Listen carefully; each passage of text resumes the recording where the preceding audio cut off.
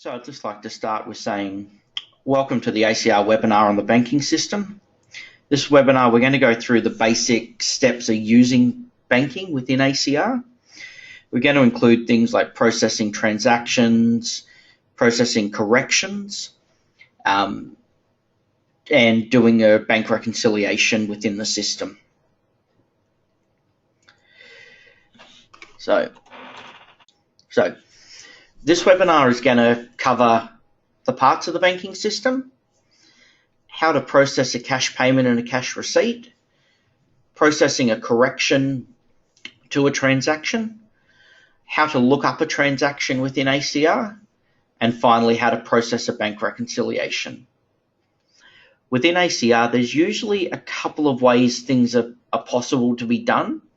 So what we'll be covering today are just examples and recommendations on here's a way of doing it, and here's the way that the training team at ACR will normally show you to do it. It doesn't mean that if you're doing something slightly different, that if it works for you, that it is incorrect. It's just that these are the ways that we demonstrate it and that we show people how to do it within our system. What we're going to start with now is having a look at the banking system itself. So the banking system at first can seem a little bit complicated within ACR, mainly just because there's a whole lot of stuff in here and people sort of look at it as a whole and try to get their head around it as a whole rather than looking at the individual parts of the system and what they need to do. So the system actually isn't that complicated, and it is helped if you sort of break it down into sort of chunks. So as I said, we're going to look at sort of the four main processes that you'll do within the banking system. We're going to enter transactions, including cash receipts and cash payments, process a correction within the system, look up a transaction that's already in the system, and perform a bank reconciliation. So within ACR, or the banking system within ACR, there are a few items to become familiar with because they are the key parts to use in the banking. It's not uncommon for there to be a division of duties between staff within an organisation for banking, and a lot of times we find that you may have one staff member who looks after the cash receipts and receiving money, and another that looks after the cash payments. Finally, it may either be one of those people or a third separate person who would look after doing the bank reconciliation itself. So there are certain menu items that are generally related to each of those three functions. For cash receipting, the cash receipts entry, the bank deposit summary, and the cash receipts journal are generally the three items that if you were wanting to create a separate menu or you wanted to make sure they had the right security, they're the three items that you would give somebody who needs cash receipting. For cash payments, you'd be looking at the cash payment entry, the bank auto pay control list, the creditor auto pay bank file output, and the cash payment journal. For anybody doing bank reconciliation, the primary thing is the bank reconciliation that they require.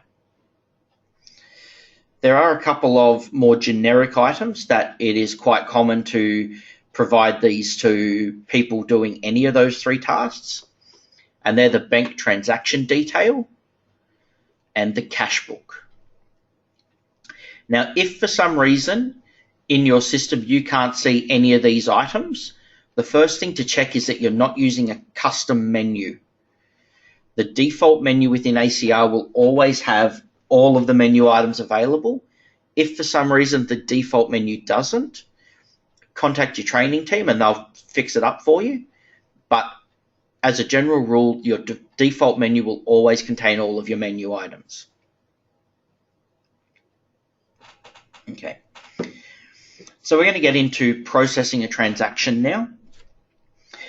There are two primary types of transactions that you perform within the banking system. These are a cash receipt and a cash payment. These transactions are seen from your business's point of view. So a cash receipt is to do with your business receiving money. A cash payment is to do with your business paying out money. Both of the screens look the same when you're actually working within them, but you've just got to be mindful that one of them, an entry that's put through, will reduce your bank balance in ACR. The other one, an entry put through, will increase your bank balance, and just about making sure you select the correct one for the function you want to do. So we're going to start with a cash receipt, and we will actually go through and process a cash receipt and a cash payment as part of what we do today. So with the cash receipting, the first thing is, if you only have one single bank account, you won't see this screen. If you have more than one bank account, the system will ask you to select which bank account you want to work within. In this webinar itself, we're not going to cover creating and starting new bank accounts.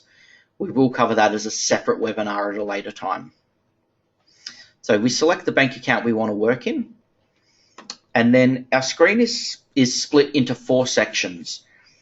There's a top section here that becomes visible once we select an account to work on, such as a debtor or creditor account, and we'll have a look at that in a little bit more detail when we bring one of those up. The next section is this, we call it the top section here, or the banking section.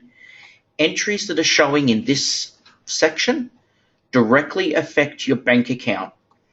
So any amounts that are showing in this section, whether it's in your cash receipts or cash payments, directly affect the bank account. The third section is the allocation section. This is the part where you actually where you do the other side of the transaction. So up here is where you do your bank side of the transaction. Here is the other side of the transaction. This is where you can allocate the amounts to things such as general ledgers, debtors, creditors, short-term debtors, and such.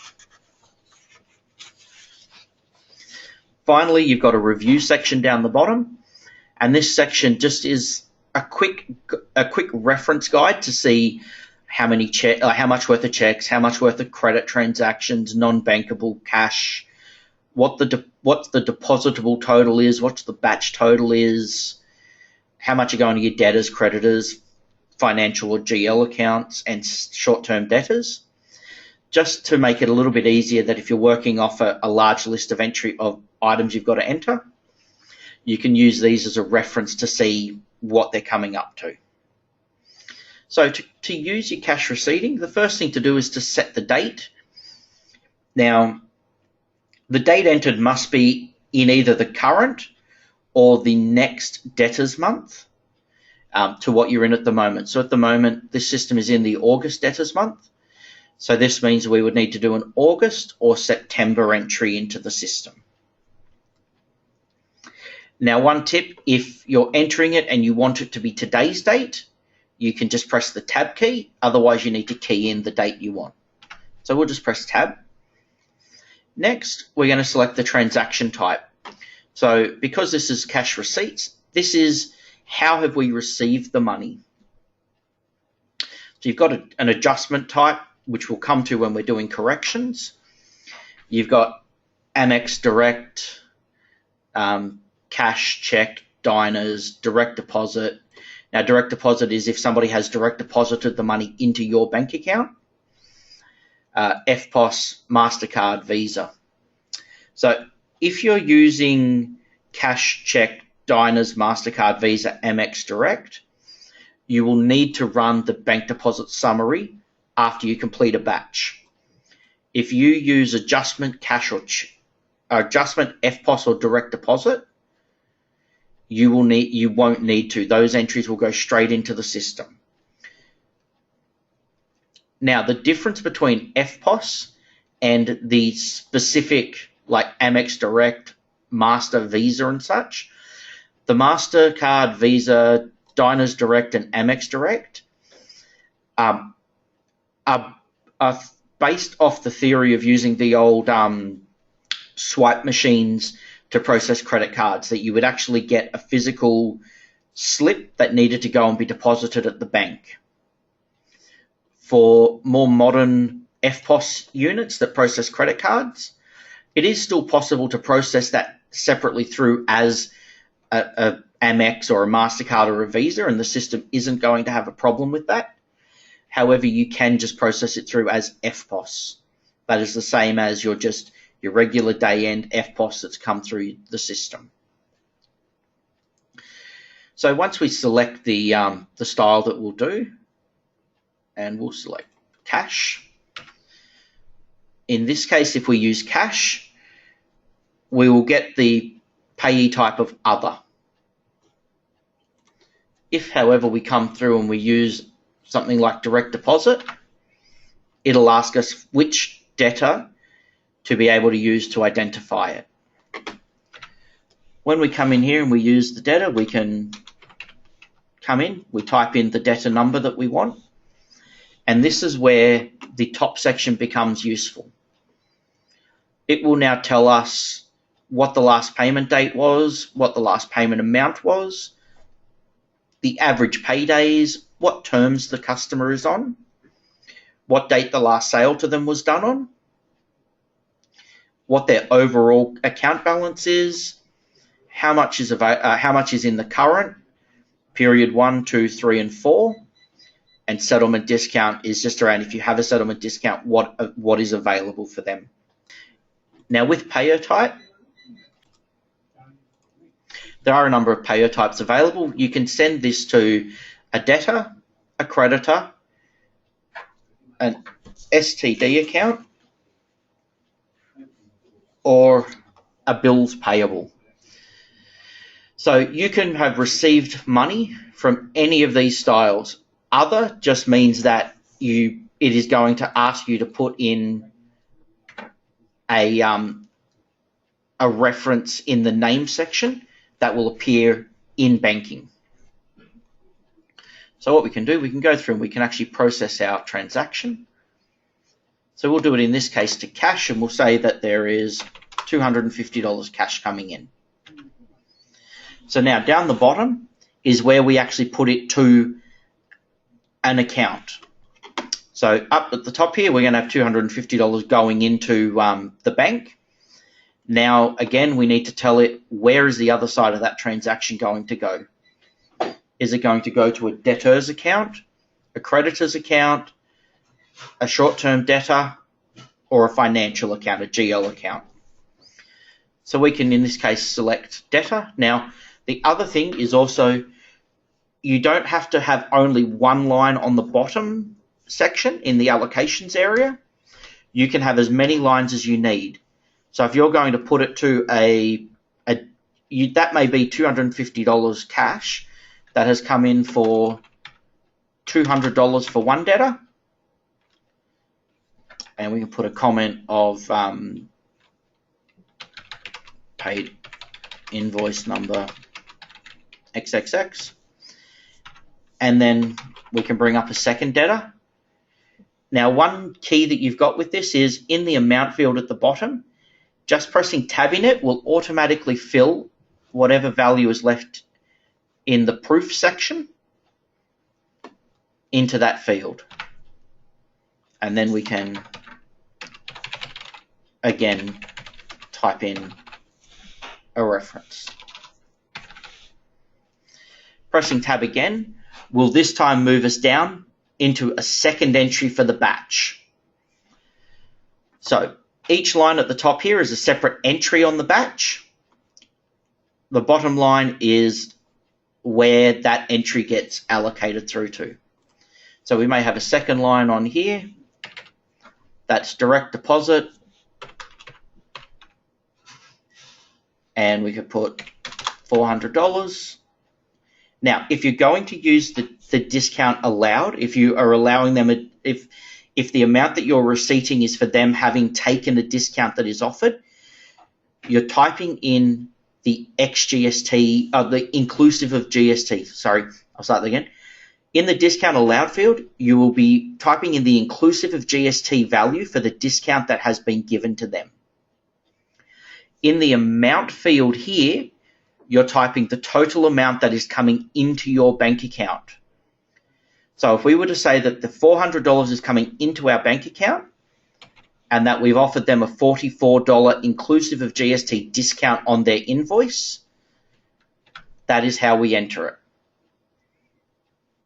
So they've paid $400. We are allowing a $44 discount. And down the bottom, we can see it's brought in that same debtor. And if I tab through it, that debtor is going to be given a receipted value of $444. That is the amount that's come into your bank and the inclusive of GST value of the discount. We can give it a comment. The comments are optional. You don't have to actually put a comment in, but it is advisable to do that if you are actually going to go through and do them.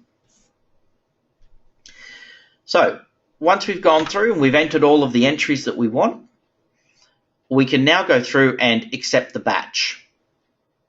A batch could be a single entry, or it could be many multiples of entries. So you might have 30 or 40 entries you want to do. You can choose whether you want to put it all in one batch, all as separate batches. It does not matter.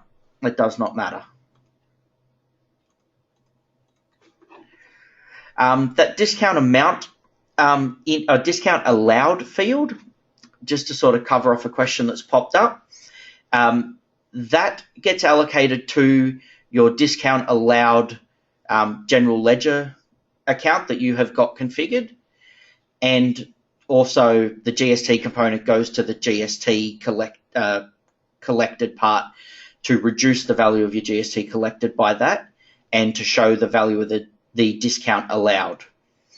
So if you want any more information about how to find out what account you've got configured, contact the training team and they'll be able to assist you with that.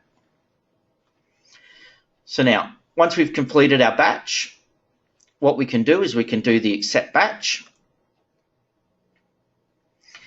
Now, what we would notice is that in our cash book, if we scroll down to the very bottom,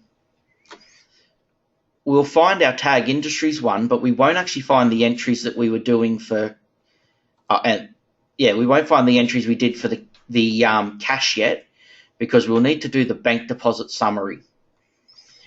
Now, the bank deposit summary can be done in a couple of ways depending on how you have your business structured. In the business, if you have multiple people doing cash receipt entries, then you can actually have them produce the bank deposit summaries based off their user ID. So they type the user ID in here and generate, and that will produce a bank deposit summary only for the entries they have entered. Again, if you've got a group, if you've got the entry people split into groups, you can have them select which user group they want to produce the bank deposit summary for.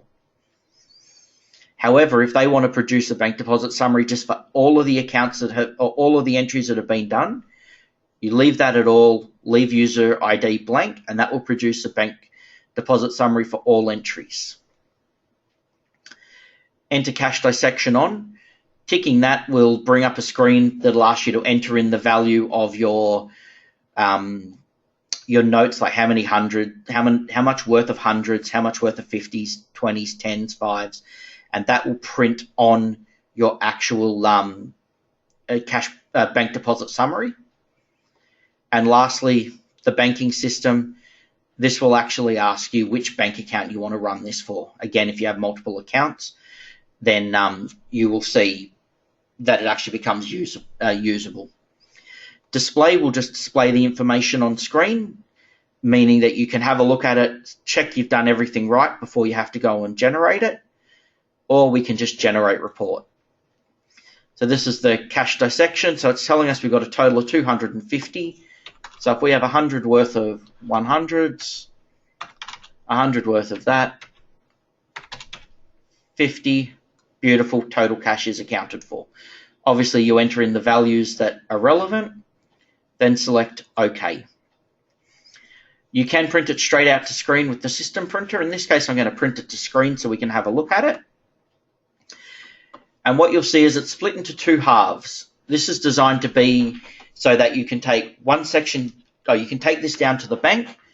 The bank will stamp them. One section will get used for the bank as your deposit slip. The other section is used for you as a reference to say that it has been deposited. So it'll show you how much worth of those credit card, that's the Master, Visa, Amex, how much worth of cash, how much worth of checks if you've used the check type, what the total deposit is, and if you've done the cash dissection, what is the cash dissection. Once it's completed, it'll ask you if you want to reprint. To lock the information into the banking system, you select no.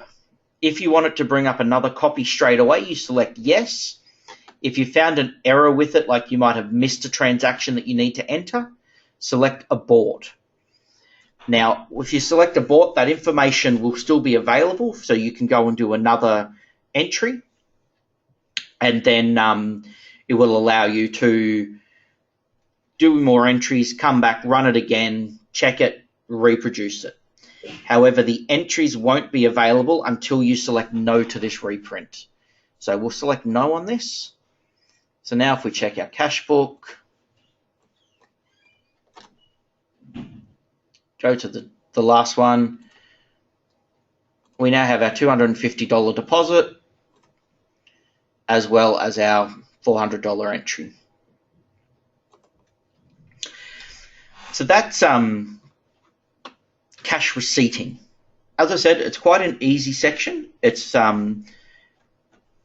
probably one of the more used parts of the system and is something that is not hard to actually get into and get familiar with.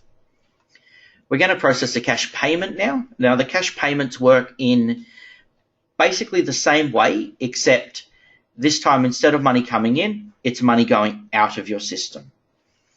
So just to cover this off quickly, again, we've got the date works the same. Might type in the 15th to be able to see them.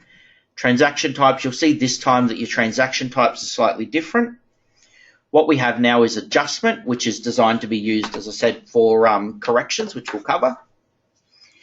Check print, which is designed if you have your system set up to use the old-fashioned pre-printed checks that will pump out a number, like the amount of them that you require based off how many entries you do. Direct pay is that you are going to transfer the money to this supplier, and doing direct pay here is going to require you to run the bank auto pay control list and the creditor auto pay bank file output before these values become available in your bank reconciliation. Manual check is generally to say that you have paid them either via writing out a manual check, you might have paid them by cash and such. I will generally put those through as a manual check. So we'll select that. Again, the same payer types. This time it defaults to creditor, assuming that by default you would be paying a creditor. You can type in your creditor, and pay number will allow you to either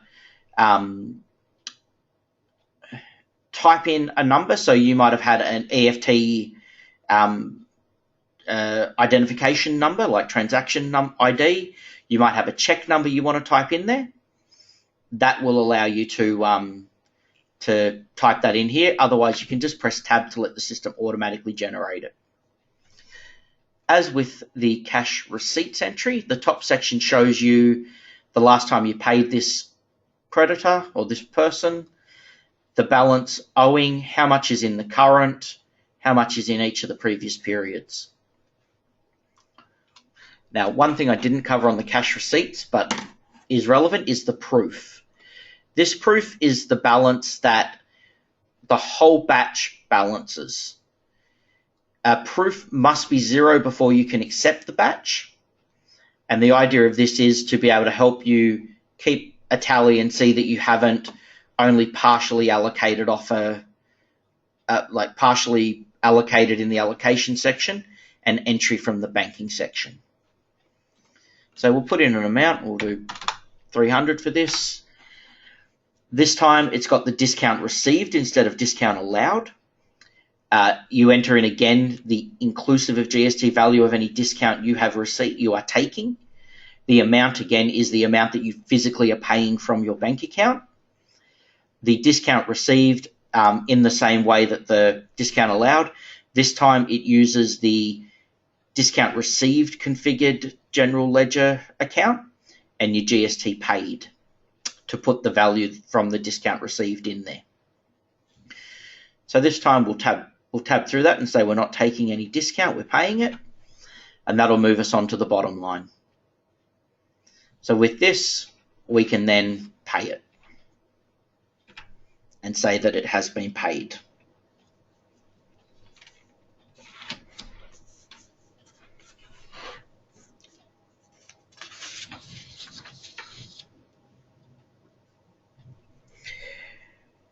Okay.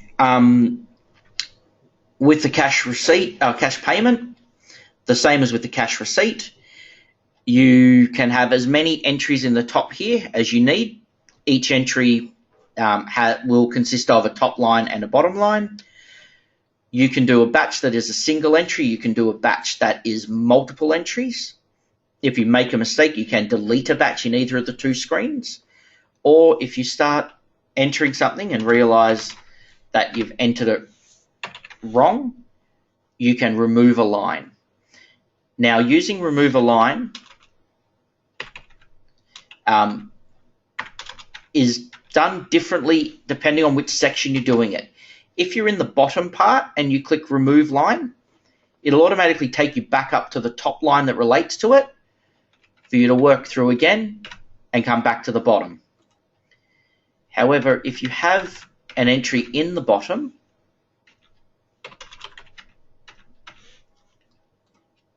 so if you have an entry in the bottom, if you select one of the top lines and click remove line, this will remove the top line and the bottom line. So if we do remove line, that removes the entire entry.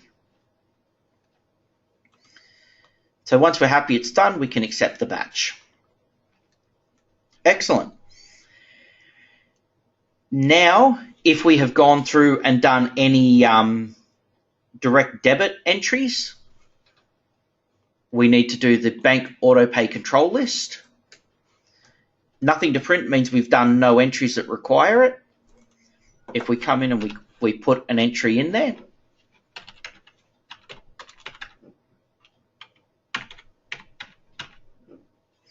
it'll ask you for this. If you haven't entered the account numbers, you need to enter this now. So this gives you the ability to pay a supplier who you may not have set their banking details up yet in the system. Or you might be paying to a bank account that is not the one they normally use. So if we accept the batch now on a direct pay, this time when we run the bank auto pay control list, it'll actually show us that we have an entry. So it'll list all the different entries in here. Each of these entries is going to go to create, to make a line on the bank file that gets created that can then be uploaded to your bank. So again, we've got a reprint question. The information does not get locked into the system until you select no to the reprint question. Once we've selected no, we can then run the creditor auto pay bank file output. Now, if there's more than one entry, it will show them here. At the moment, we've got one entry ready for output. It says we've got one transaction processed on the 14th of the 8th, 2015 for a credit amount of $245. If that is correct, we can output it. And what it will do, it will ask us where we want to save the file. So we just locate the area we wanted to save it to and save it. And that's it. The entries will now be available in our cash book. So now we can see that on the 15th, we have that $300 entry. So that covers the basic entries for cash receipts and cash payments. There is another way for cash payments to be done through the creditor system using the auto pay system. I'm not going to actually cover that in this webinar, as that's a webinar of its own using the auto pay system. But just be aware that cash payment entries can be generated from there. Cash payment entries can also now be generated through the super maintenance system if you have it configured correctly and you get the system to generate it. So with the super system, if you've got your superannuation accounts set up with their bank account details set to direct pay them, you can actually have that system do the cash payments entries for you, as well as generating the list of payments that need to be made. But as I said, they are not being covered directly in this webinar. So what we're going to move on to next is the corrections side. So probably 80 to 90% of your work in banking is going to be done in all of your cash receipts, cash payments. That's where most people are going to spend most of their time in banking. The majority of the rest of the time is going to be spent looking up entries or doing bank reconciliations, and hopefully only a small amount of time spent doing corrections. There are essentially two types of corrections that we would generally see in ACR, either reversing an incorrect entry or correcting an entry that was put in wrong. So it was put into the wrong debtor, for instance, and you needed to reverse that. So what we can have a look at is if we print our cash receipt journal. Now, one of the key things about doing these corrections is to understand what was done originally so that you can then understand how to do it, how to fix it. So if we have a look at our cash receipts entry for today, or cash receipts journal, sorry, and we can have a look at this and say, okay, this top one for Bob's Fixer Upper was done incorrectly. Instead of $200 with a $20 discount, we should have done that as just $200. So what we can see here in our cash receipts journal is entries that we've done. So for a simple entry where it's literally just something like this one, for entry 257, where we had $250 go into the bank. So this left side here shows what value was done on the bank side. This right part here shows what value was done on the allocation and where to. So under T, nothing denotes that it was a general ledger or financial account. D denotes it's a debtor. C denotes it's a creditor. So here we can see on this line here that it was a simple $250 to that creditor, that debtor. Nice and easy. The cash line here, $500 straight to the cash clearing GL account. These top ones here, we can see that there was a transaction MasterCard for $2,000 that was split between these three different debtors. This top one here is a more complicated one where we can see that $220 went to the debtor. We can see that $1.82 went to the GST General. $18.18 went to the discount received, and $200 went to the bank. So let's look at reversing that entry as an example, because this one brings in using the discount, which is an important thing with these reversals. In cash receipts entry, you select the same banking system you were using originally. You enter the date as the date you want the system to show the reversal within the allowed date ranges. Transaction type. Not all transaction types will allow you to actually use a negative value, like cash and check won't. Most of the others will allow you to put a negative value. I generally use adjustment for these corrections. One change is the transaction type adjustment. For these reversals, you essentially put the entry in exactly the way you did it originally, with a negative value wherever a dollar value was shown. With the other exception of, I generally will use the adjustment type.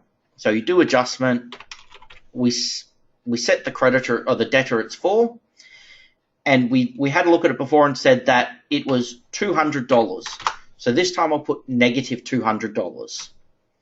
In the discount allowed, we worked out that they had put $20 in the discount allowed, so I'll put negative $20 in the discount allowed. This way the system will automatically take care of the GST for me. We tab down to the bottom line, and again, tabbing through will automatically fill the bottom amount in with the total value. And I can put in there a note, so I might put in reversal of 252. Now, this 252, 253, 254 is the transaction or receipt number that was used on the original entry.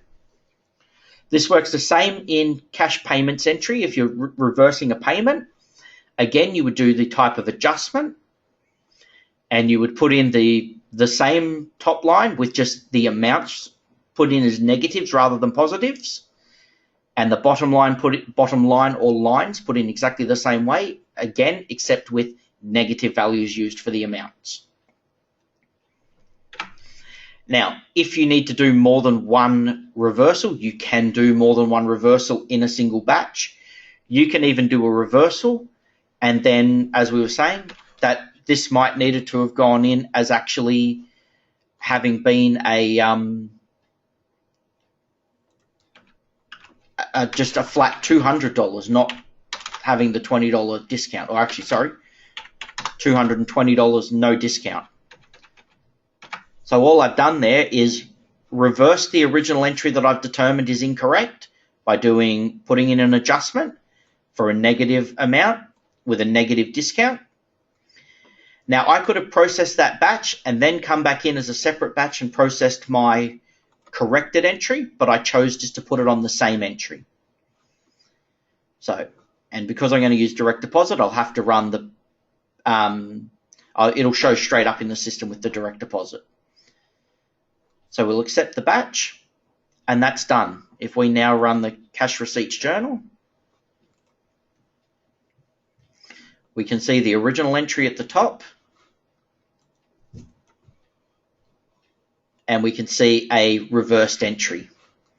And the way we know it's a reversed entry is because the $200 on under the amount, the $200 is a negative rather than a positive. The discount received and GST paid general are positive amounts rather than negative amounts. All right, so that's the first main type of correction that we will do. The next type of correction is the type where you've accidentally put it to the incorrect account. So this time we'll have a look at one of our cash payments.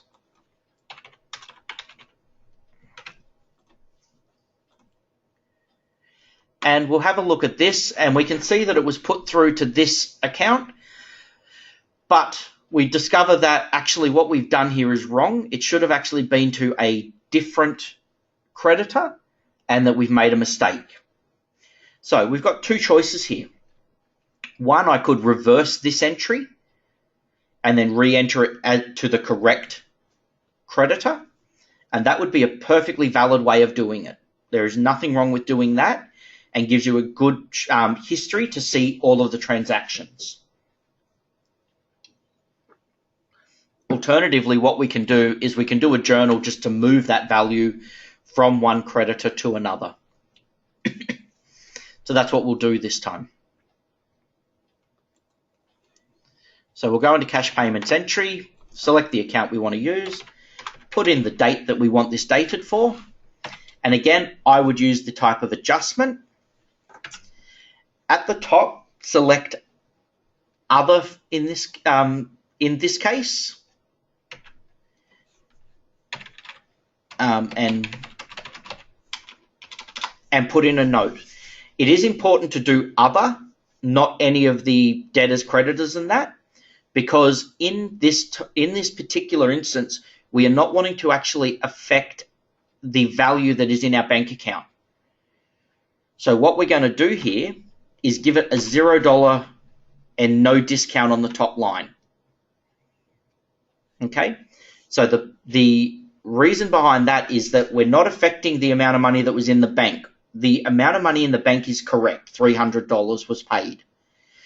What we're doing is we're saying, hey, we need to move it because I paid it to the wrong creditor. So in cash payment entry, when you go through the line, it will normally default you to the GST paid general at the bottom as a prompt to say, hey, how much of what you're entering now is GST that I need to account for? In this case, none of it, so I can just press tab to move through. And what I'll do in type, I'll select creditor. Now, it doesn't matter which order you do these in. I prefer to put the incorrect entry in first and put the value in as a negative. So originally we put it in as a positive. We want to take that out, so we're putting it in as a negative. And put a note. And then on the second line, we can put it to the correct creditor as a positive value.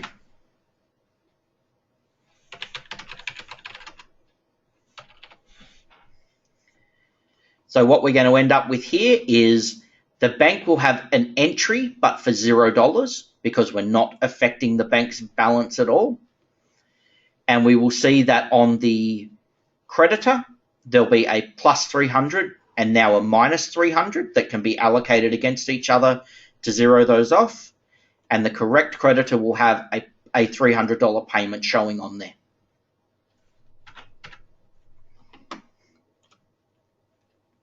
And that's it. That's doing the corrections. Again, we can have a look in our cash payments journal.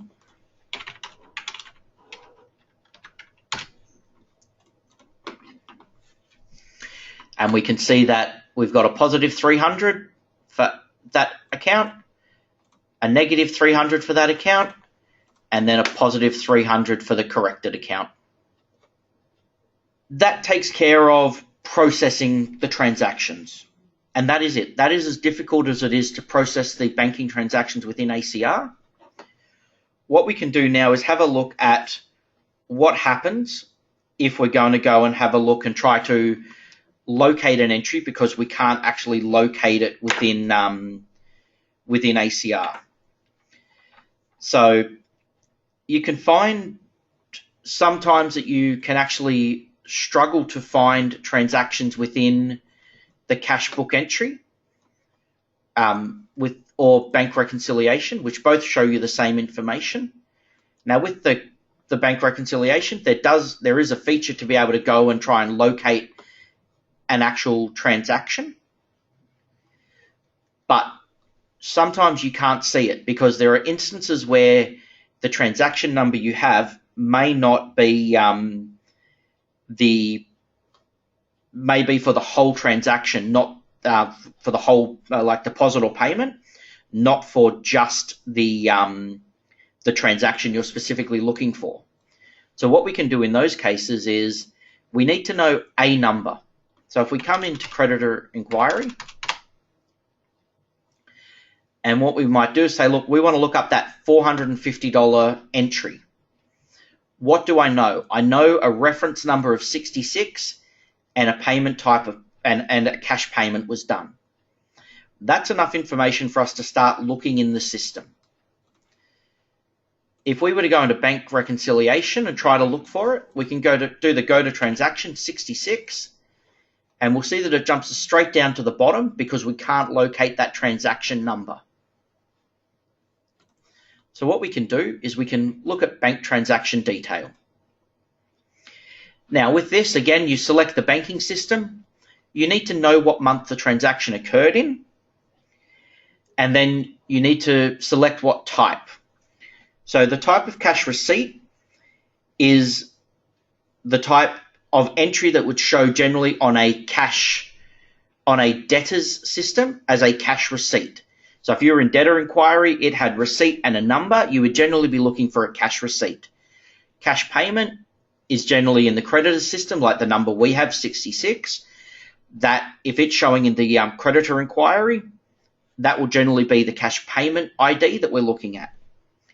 Cash book deposit is the value, is the transaction number that would show in the banking system for any deposit. So in these cases, 183, 236. The cash book check would be the entry that shows for any check entry here in the banking system. And what I'll show you here is that while most of the time those numbers are the same, they can occasionally be different. So if we look up the cash payment entry 66, what we can see here is that entry number 328 has two entries in it. One, the cash receipt 65, and one, the cash receipt 66. So how we look at this bank transaction detail screen, which is what gets brought up or gets used if you drill down into an entry in the banking system, the top line generally tells you what was done to the bank. So that top line of a cash receipt or cash payment. It'll tell you the date, the amount, who did it, and give you a transaction number. The bottom section generally tells you what happened in the allocation section, with what date it was dated, who it was for or what note was put on it, what the reference, how much, and which user did it. All right, so now that we know that 328 is our entry, if we go back to bank reconciliation now, we can go to trans 328, OK, and it will locate that for us. We can double click on it, open it up, and confirm, yes, that is the entry we were looking for. So this comes in very handy when we start looking at the bank reconciliation, which we're about to do right now. Okay, so that's looking up an entry. Again, nice and easy within the system, as long as you know when and a reference number and what type of transaction. All right, the final part we're going to be covering today is bank reconciliation.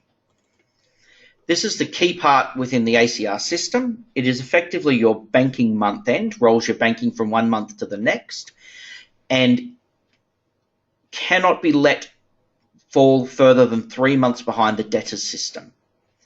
So if you have multiple bank accounts, you will need to do multiple banking reconciliations, but you cannot have any single bank account fall further than 3 months behind your debtors month end. Otherwise, the system will tell you to do a bank reconciliation before you can complete a debtor month end. So in this case, let's have a look at it. We'll select the default bank account in this case. What it shows us in here is above here will be any entries that were not flagged from last month. The balance brought forward is the balance of the bank account at the end of the previous month. We will then see all the deposits and payments made during the month showing here. This is obviously a very small section. You may have pages of these. A scroll bar will be visible if you do have pages. You have got the ability to select a go to date, where if you type in the date, it will take you to the first entry for that date. Alternatively, you can do go to transaction, where you type in the transaction number and it will take you straight to that transaction. So the buttons we have down the bottom. Clear all will obviously clear every single flag that's in there. Flag all will do the opposite, and it will flag all entries. So we can do clear all to clear those out. Accept batch, when you have flagged an entry, you need to accept the batch to have it saved that that entry is flagged. Go to date, go to trans we've looked at. Cash payment, cash receipt. The idea of a bank reconciliation is that you have your printed out statement from the bank and the ACR Bank Reconciliation. what you're trying to do is to make sure that ACR has all the entries from your bank reconciliation or from your bank statement within ACR and flagged. That is the key. When you're working through this, you generally want to have it where your bank statement is the one you're working off and saying, okay, I have the first entry on my bank statement. Do I have that in ACR? If I do, tick it. Next entry I have, look it through. Do I have it? Yes, tick it. Third, fourth, fifth. If you get to an entry that you cannot find, and an example of these are generally things like bank fees and such, or deposits that may have been made late, like on the last working day of the month that have cleared into the bank account, but you haven't processed yet. So, or payments that have come out of your system automatically that you need to enter in. If you have one of those style of entries within within your system, or on your bank statement, you can use the cash payments, cash receipts screens here to enter them in directly. What will happen when you use these screens is that these entries will straight away go into into the banking system, flagged. So we could come in here and we could do a cash payment. We could say that it was done, other, bank fee, put in a value of $50. We'll say, yep, there was GST on that. Bank charges, okay, and we can put the remainder of it, accept. And you'll see that that bank fee has come in here as a ticked amount. That allows you to get all of the entries on your bank statement into ACR and flagged. Once you have gone through and you have flagged all of your entries, the next thing to do is to actually turn around and say, okay, what is my value that I need, like what is my value to do my reconciliation again? Test track, you look at your actual bank statement and see what the value is. You enter in the value from the bank statement and click OK. What it will show here is it will show you what it believes your cash book balance is, plus it will add back in any checks that you have said within your system have been paid but have not yet shown up on your bank statement. So it will add that back onto your cash book balance.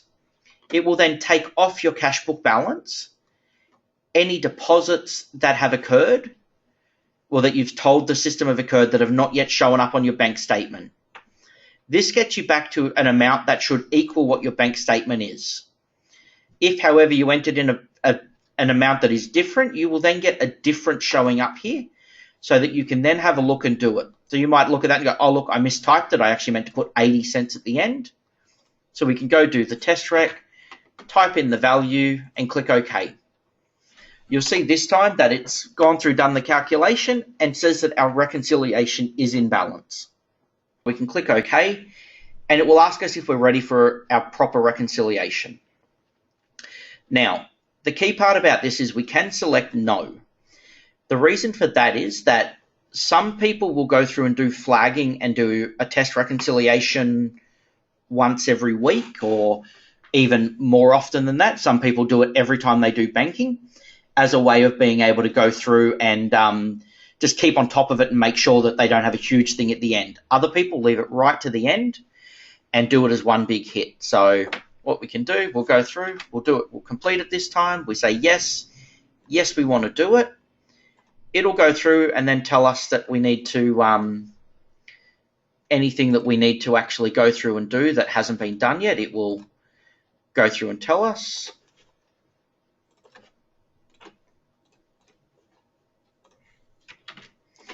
And it will generate for us 3 documents. It'll print the cash book, Once the cash book is done, it'll print the cash payment journal. Once that's done, it'll print the cash receipts journal. Now, if you want to, and then it'll print printing of the last page and clearing the data, okay. You can elect to keep all of these documents. You could elect to have them go as a PDF and save them on your system. That is up to you. But that is it. That is all the bank reconciliation involves. So if we go back, if we check our bank account now, we'll notice now that we have a number of entries that are above the line and nothing underneath now because it's ready to go for the new month. That covers banking within the ACR system. There are a few hints, helpful hints I thought we could cover off here. Just remember, in the cash payments and cash receipts, at the top line affects your bank account, while the bottom line affects your debtors, creditors, and general ledger accounts.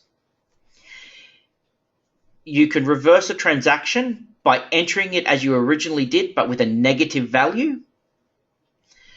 And that you can look up transactions using the bank transaction detail screen at any time you need.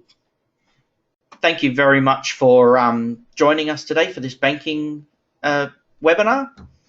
If you'd like any more information or have any other questions or anything more that you think might just be related to your business itself, please feel free to contact the training team at ACR. Otherwise, have a great day. Thank you.